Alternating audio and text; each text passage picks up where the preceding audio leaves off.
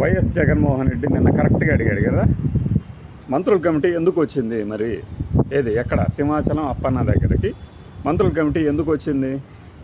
గాలి వాన రాగానే ఇలా పడిపోతుంది గోడ అంటే 70 అడుగుల పొడవున్న గోడ గురించి ఆయన సోదాహరణంగా వివరించారు. పైగా చాలామంది చెప్తుంటారు కదా, ఆయన స్క్రిప్ట్ ఉంటేనే మాట్లాడతాడు లేదు అని.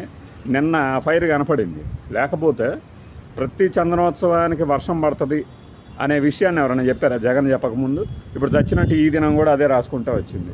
పైగా దానికి ఏం రాసిందంటే వేరే వీడియోలో చెప్తా, కానీ ఇక్కడ కూడా ప్రకృతి విపరీత ఘటన జరిగింది, దర్శనం ఏదో ఈ కపిత్వం ఏంటో అర్థం కాల. జరిగిన దాన్ని మొదటి నుంచి కూడా డౌన్ గ్రేడ్ చేస్తున్నట్టే. ఏమని అపశృతి అట.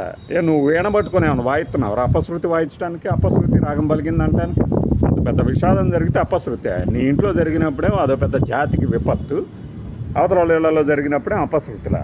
బుద్ధుండక్కర్లే పాత్రికేయులకి. మినిమం అంటే మినిమం.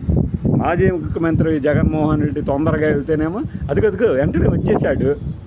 ఏంట్రా బాబు, మాకు అసలు అర్థం కాదు. ఏంటంటే ఏంటి, మనం సంవత్సరం పాలన దాకా ఆగాల ఏమన్నా చెప్పాలి అంటే, ఏమన్నా మాట్లాడాలి అంటే? ఏం మాట్లాడితే ఏంది, వారానికి ఒకరోజు ఆగ్రహము, నెలకోసారి దిగ్భ్రాంతి వ్యక్తం చేయటం తప్పితే ఏమన్నా జరుగుతున్నాయా? దీనికి వాళ్ళే బాధ్యత అని రాసుకుంటూ వస్తున్నాడు. గత ప్రభుత్వం హయాంలో ఎందుకు రాసుకోలేకపోయారు? జగన్మోహన్ రెడ్డి స్పందించకూడదు.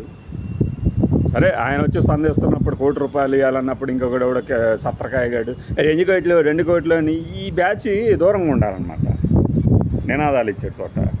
నేను జగన్మోహన్ రెడ్డి క్లియర్గా చెప్పారు కదా, శాఖల మీద పట్టు ఉండదు, అంతా దోపిడీ మీద దృష్టి పెడతారు. సరే, మీరు మంచి ప్రభుత్వం కదా, నాణ్యమైన మద్యం సరఫరా వెంటనే చేస్తున్నటువంటి ప్రభుత్వం కదా, మరి మీరెందుకు చర్యలు తీసుకోలేకపోతున్నారు? ప్రతిసారి ఏదన్నా మాబు ఒక 10 లక్షల మంది 5 లక్షల మంది వస్తున్నారు అంటే భయపడే పరిస్థితికి వచ్చింది. ఏం జరుగుతుందో ఏదో. ఇది మామూలుగా పత్రికలకు అలవాటు అయి ఉండొచ్చు, జనాలకు మాత్రం అలవాటు కాదు కూడా. ఎందుకంటే మనుషుల ప్రాణాలు స్వామి.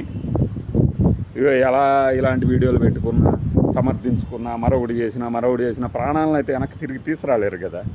ఆ రకంగా ఆలోచించడం చేత కాదు మనకి. ఎంతసేపు అవతలవాడు మమ్మల్ని విమర్శించాడు, ఈడు చెప్పాలి వాడు చెప్పాలి, ఈ ఎగతాళి బతుకులతోనే బతుకులన్నీ తెల్లారిపోతూ ఉంటాయి. బాయ్.